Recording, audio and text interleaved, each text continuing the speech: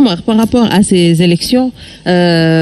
campagne vous démarrez timidement déjà, qu'on commence à noter. Avant le démarrage des élections. De la campagne. Sur le processus électoral, sur l'histoire du parrainage, sur l'histoire de, comment dirais-je, de la parité. yooyu yëpp wax nañ ko mais dafa am loo wax kii c'est Diouma Ba kii dafa am lu mu wax Dioum dafa am lu mu wax opposition sur des questions de principe lu ñuy xeex il faut ñu ànd de Diouf à nos jours toutes les questions de principe gaa yi ko àndal malgré la diversité et la pluralité des candidatures c'est comme ça que ça se faisait mais bu fekkee ne sur des questions de principe surtout sur la question du processus électoral dañuy wax bu ñu waxee jeex na mais lu am lay am terewul gaa yi dem élection en 2019 Wade l'avait dit bu ñuy dem élection parce que Macky a déjà gagné mais am na sax ñu ko ci attaqué ne leen non il faut ñu xoolal processus bi il faut ñu xool les cartes d'identité xool nañ fichier bi et tout les gens n'ont pas répondu et qu'est-ce qui s'est passé on est allé aux élections ils ont gagné c'est-à-dire man dama gëm ne man li ma gëm mooy man su ma taxawee ne lii dama koy xeex bu mu jeex tant que loolu jeexul du ma def leneen mais tey lii lañ mujjee ñu ngi nii ñu ñëpp dem nañu élection musuma gis élection bu ñaxee xorom comme élection yi ci yi ma fekk yëpp. à quel moment la nit ñi war a liggéey. amul élection bu gën a ñax c'est-à-dire que da ngay dox sax doo gis nit. franchement je suis dépassé. da ngay dem élection te moom effervescence. ñu ngi gis sentir nit ñi ñu xam ne ñii c'est des élections il y a une fête qui se prépare parce que l'élection c'est une fête. mais ça ne vient mu ngi soog a commencé. non non l'histoire de la tabaski. dama ne la waxumay waxu tabaski dama ne la. élection la législative dañuy dem en tout cas ba léegi nii sentiroon na ñu ngi dem élection rarement ngay gis mais li ëpp solo mooy le choix de ceux qui doivent être à l'Assemblée nationale. important. yan député lañ fa war a yóbbu xool ko nga xam ne am na ñu fa ne woon nga war leen évaluer yow mi nekk ci gox bi la nga yaakaaroon ci diw nga fal ko bu nekk député liggéeyal na ko wala liggéeyal ko nga évaluer ko bu amee un choix aussi nga xool est-ce que kii c'est un bon choix kii mën na la toogal assemblée nationale pour défendre la yow li nga xamante ni moom nga solo sa askan. député mënul créer hôpital mënul tabax tali mënul def lii mënul def lële li mu gën a mën xew ci li nga soxla mooy mu lay kaasal mu seet li yoon mu di ko dox loolu la député mënal. c'est ça les choix alors que choix yooyu dañ ci war di réfléchir c'est pourquoi j'ai apprécié c'est un projet de législature parce que loolu day permettre nit ñi ñu jóge ci tension faire des propositions nit ñi déglu parce que Sénégalais yi tey dañuy déglu cette prise de conscience citoyenne moom lañ bëgg cette rupture que les gens veulent pendant les élections ñuy toog di def ay propositions xam ne lii ak lii la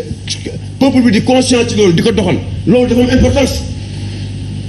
et je pense que aujourd'hui ci loolu la nit ñi war a dox si loolu la ñuy war a dox non sa projet bi ngeen def mën ngeen def projet wax ngeen yaakaar ne askan wi dégluwuñu ñi ëpp solo ci électorat bi ñu ngi seen kër toog di analyser bés jot ñu dem voter ji mais tey lii bokk na ci un pas décisif ci au moins sur les discours yi ñuy tenir parce que le discours doit être un discours responsable nit ki gis ci boppam xam ne kii nii c'est un gars responsable kii nii su ma ko fële mu dem assemblée nationale gëm naa ne dina ma défendre li ma soxla dina ma ko wax. et je pense que tey. fi ñu toll à chaque fois dañu naan en 2021 justice bi war a toll fii en 2021 wala 2022 tey lii war nañ ko dépasser autant aussi aujourd'hui le discours doit changer. war nañ tenir un discours responsable ñun ñi di wax expliquer convaincre population yi ñun ñi xool ku ci nekk la nga choix bi nga moo def nga dem. je pense que tey foofu la ñu toll ñu mën a toog dem ci askan wi xool seet expliquer leen li ñu soxla li mën a bëgg a taxawoo nan laa leen bëgg a defal suba su ma nekkee fii ak loolu je pense que mooy li nga xamante ni moo am solo mais du ma wax ne damay ànd ak yow parce que yaa may jaale bu dëj amee yaa may jaale rafet na nga jaale nit mais je pense que du critère. dépasser un peu la politique. non yooyu du critère. wala moo ma jox xaru tabaski bien que c'est bon nga am yàlla dimbali la nga def ko ndax xam naa ne bu doon joxe xaru tabaski rek wala dimbali ay nit man mën naa nekk président de la République du Sénégal mais je n'en ai pas besoin là où j'habite, n'est-ce pas? Moi je pense que donc discours yi ça doit être des discours beaucoup plus responsables, beaucoup plus entreprenants. mu dem au moins dans le sens du développement ñu foofu lañ soxla. très bien tey Sénégal loolu lañ ci soxla. n'est-ce pas ñu xam ne kii kat ba pare loo wax nag et c'est important loo wax la nga wax nga jëfee ko nga gëm ko. respect de la parole donnée. te ñun loolu dañ ci am problème. moo ñu manqué. waaw loolu moom dañ ñu am problème quoi nga wax rek te li nga wax nga gëm ko loolu moom c'est un problème quoi. bon am naa nag pèlerin bi moo war a jëli bon mais. Oudjadji ñu ngi ñëw. on te libère merci en tout cas ba xam vraiment. ci sa présence c'est important vraiment, alors une question rek ci Fadilou laata ñuy ñëw ci Serigne Saliou ak Omar delluwaat ci invité professeur alors si seen biir yi wax enjeu wu élection yi dafa bokk ci imposer la cohabitation ci président de la République Macky Sall. Pensez-vous que c'est possible par rapport ak régime hyper présidentiel bi ñu nekk pour imposer justement la cohabitation au président de la République? Oui, comme j'ai pu le dire tout à l'heure nee na ñun dañ nekk ci benn processus 3 chaînons yi ci nekk amul benn boo xamante ne mën nga ko dissocier ak BCLS teg nañ un pas boo xamante ne biñ ko tegee bi Sénégalais yi évolué gis nañ ni am na lu xew mooy élection locale yi passé maanaam jëlee nañ président bi ne woon gagné na ak 58% indi ko ba 41%. mu nekk loo xamante ne c'est sans appel lu leer la ñun ba ñu génnee suñu chiffre ñoom ñu doon wër plateau yi di wax seen i extra waaw extra ay seen 80 extra amu ci kenn ku ñëw wax ci 41% yooyu parce que loolu lu avéré la lu am la muy benn affaire. La seconde chose mooy jeexitalu am assemblée bi mi ngi ci mën a am montée en puissance bi nga xamante ne dañ ko créé diggante locales yi ak législatives yi mais surtout mën a accéder fi nga xamante ne bu ñu fa accéder wul coow li day bëri mais Sénégal du mës a bouger muy présidence de la République coow li yëpp foofu la dëkk bi bu ñu defoon tey élection législative ñu dem gagner assemblée maanaam ñu ëpp ay sièges assemblée. Oui. mais li fii wax lu bëri affaire troisième candidature loolu kenn du ko waxati déjà mais am na lu bëri ci wàllu njàng mi njàngu xale yi njàngu mag ñi wàllu góor jigéen wàllu justice ni muy doxaleek yu si bëri code yi nga fiy dégg yëpp mais assemblée nationale lañ koy modifier donc tey bu ñu jëloon si assemblée nationale dañuy mën a commencer liggéey Sénégal bi ñu bëgg te duñ xaar ba 2024 dañ koy commencer léegi président bi fi nekk il sera obligé toog ak opposition bi nga xamante ne en 2016 bi muy def modification constitutionnelle am dugal ci yu bëri ba dugal ci statut chef de l'opposition tey jii nii ba 2016 ba léegi ça fait 6 ans déggoo ñu wax ci mais la ko intéressé woon ci yi mu dugaloon nga xamante ne modification code électoral bi et cetera yooyu moo ngi koy appliqué ba jël na candidat yi nga xamante ne bëgguñu woon bokk ci élection yi génn na leen donc boo jëlee ci levier wu assemblée bi le législatif di nga mën a commencer jël Sénégal teg ko ci axe boo xamante ne dina nekk axe du développement mais président bi ci boppam di nga delloo si xelam xamloo ni ko dëkk bii du dëkk boo xamante ne mën nga fi am 3 mandats parce que pour nga falu 11 personnes dañu dee te ba ñuy xeex ñun ñii Sénégal. alors ça peut être un signal fort mais est-ce que ça peut changer les choses Fadilou parce que yaa ngi wax ne que dina pousser le président de la République mu mën a toog ak opposition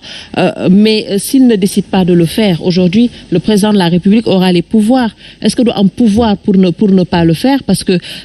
Assemblée nationale président ñaata temps moo ko dese il lui reste pas beaucoup de temps est-ce qu'il ne peut pas gouverner sans l'Assemblée nationale. loolu yaakaaruma ko tey situation bi am France dafa nekk par exemple situation boo xamante ne mën na fi am parce que ki nga xamante ne mooy président bi dafa perdre majorité fii nii boo perdre sa majorité opposition bi suñuy dajaloo dëgg bëgg a liggéey bëgg a indi ay modifications indi ay coppite parce que yow amul benn parce que dëgg mënoo ko doxal sans loi soit nga ne da ngay xëy mettre ko Assemblée nationale mënul nekk pourquoi parce que yow budget bi nga yore ñu war ci liggéey ci at yi di ñëw mais assemblée lay jaar parce que c'est une loi. soo paree c'est loi de règlement fa lay jaar mais aussi ñu ñooy saytu action du gouvernement maanaam. député bi moo mën a taxaw woolu maanaam woolu bind question sax moom de manière individuelle. c'est gouvernement day am obligation tontu ko acteur gouvernement bi waaye aussi gouvernement dafa am yu bëri yoo xamante ne dañ koy def ak député yi à travers leur commission bu ñu amee yenn exigence ak yenn demandes yi donc mënoo tey liggéey sans ñoom aussi bu ñu amee yenn exigence yi bëgg ko yow tu es obligé de collaborer comme li ma ko wax rek mais li si ëpp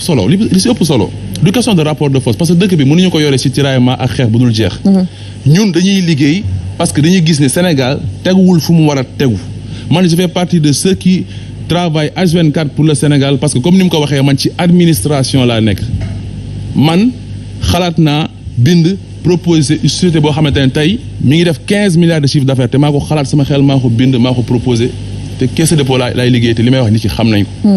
est-ce que vous voyez donc su nekkee mën nañ def loolu taxaw tey gis ni yoon bi ñu jël baaxul. mais liberté mooy. Fadilou ci loolu noonu parce que yaa ngi wax li ngeen nar mais élection locale yi dañu fi gis ne les différents candidats ku nekk da nga taxawal sa programme élection législative yi lan mooy programme coalition Yewwi Askan Wi également beneen gis nañu que la violence s'invite aussi dans la campagne électorale li xew Guédiawaye entre les partisans de Ahmed Aïdara ak ceux de Racine Talla également est-ce que loolu la ñuy xaar ci élection yi que ne programme ngeen waroon présenter Sénégalais yi. Fatou Abdou man programme ça me parle parce que si direction wu Diomaye Faye man ak Diomaye ak 2 personnes ñoo doon finaliser di finaliser programme passé bu 2019 ba 7 heures du matin la ñu doon tëddi ça nous parle parce que ñun si loolu la ñuy doxuñu ci ay tàppale ci xam-xam ak loo xamante ne mën na jëmale mbiri kanam donc c'est quelque chose qui nous parle mais duñu nekk ay Sénégalais nekk biir Sénégal juddoo fi yaroo fi màggee fi ñu bëgg ñu créer ay sens interdit ci ay koñ damay dugg Guédiawaye non doo dugg Guédiawaye loolu nit fan la ko teg. Est-ce que ça s'est passé comme ça? mais yu bëri ça se passe comme ça il y a des menaces le maire le directeur de la LONASE. bu taxawee génn ne non en tout cas fii. le gars la waaw personne non grata la fii du jaar fii nii. waxul dëgg gars ñu ngi jaar Guédiawaye te mënu si dara yow da nga nekk maire commune di liggéey sa liggéey nit ñëw fa war fa jaar def campagne loi bu moo ko may liberté wu dëkk bi moom moo ko may amoo droit taxaw si kanam ne da nga koy indil benn blocage que ce soit. loolu la ñu war a wax ba pare soog a wax ki nga xamante ne dafa nekk ci position défensive maanaam position boo xamante ne boo ma dóoree ma fayu lay taxaw parce que aussi daa am loo xamante ne mi ngi commencé xew Sénégal ni ci rue yi ñu bëgg koo moom koñ ñu bëgg koo moom quartier yi ñu bëgg koo moom te loolu jëmalul kër kanam pour ñëw ci wàllu programme bi nga wax ñun on a une stratégie xam nga programme am na solo mais aussi programme ay proposition la yoo xamante ne dafa am solo ci ñi nga xamante ne ñoo nga koy dégtal ñi nga xamante ne ñoo nga koy wax ñu mën ko dégg jot ko bu baax a baax a baax tey mën nga génne benn brûlot wala benn kayit bu ndaw wala benn flyers sànni ko ci internet bi jox ko xale ñu tas ko ak yooyu noonu mais mën na am impact ba nga xamante ne nga bëgg mu am tout cas am président Ousmane Sonko il a annoncé des lives yoo xamante ne dañ ci formuler ay propositions live yi mujjee des c'est 50 000 personnes qui le suivent en direct foofu buy wax dina gën a percutant dina gën a mën am solo indépendamment du fait que insertion dina mën a am ay émissions yoo xamante ne yéen peut-être dañu koy def nit ñi fa toog développer ak autre support mais actuellement li nga xamante ne mooy suñu stratégie ci loolu lañ nekk pour fexe ba message bi ki nga xamante ne moo war a jug dem voter ci jot. D'accord. Oui, Sëñ Saliou, par rapport justement à ces programmes qu'on voit un peu partout. Ni lañ fi. Petite seconde, Dioum dafa am lu ma noté sànq par rapport ak ouverture bi nga wax sa opposition lu rafet la je suis parfaitement d'accord mais dama bëgg a wax rek ne ñun aussi seede nañ lu bëri loo xamante ne élection 2019 ba léegi nii mi ngi xew entre Ousmane Sonko ak leader yu bëri entre waa Yewwi Askan ak leader yu bëri démarches yi tractation yi waxtaan yeeg bëgguma tudd tur mais am na yu bëri yu si xew mais dama jàpp ne bu ñu nekkee ci opposition di liggéey y a de ces attitudes disruptives yoo xamante ne amul ki nga tey am na loo xamante ne opposant bi su koy wax day yàqal opposition bi te moom la mu bëgg mun na am du ko am tey lu mën di xew rek ñun bu ñu xamee ne ñoo bokk boor bi ñu nekk te bu ñu boolewee am loo xamante ne parce que tey ñoo bokk contradiction commune yow xam nga ni président de la République Macky Sall en 2024 dafa war a dem man j'en suis persuadé je crois que wax loo xamante ne mooy tax ëllëg ñu mën a egg à l'aise bu ñu waree toogaat war a mën a liggéey Sénégal je crois que moo gën a rafet que di wax loo xamante ne bi ñu ko waxantee si biir ay opposition que mu nekk suñu boor jëm ci yéen que mu jógee ci yéen ñëw ci ñun pour man on ne serait pas dans la construction ci loolu. Poser la cohabitation, Sëñ Saliou.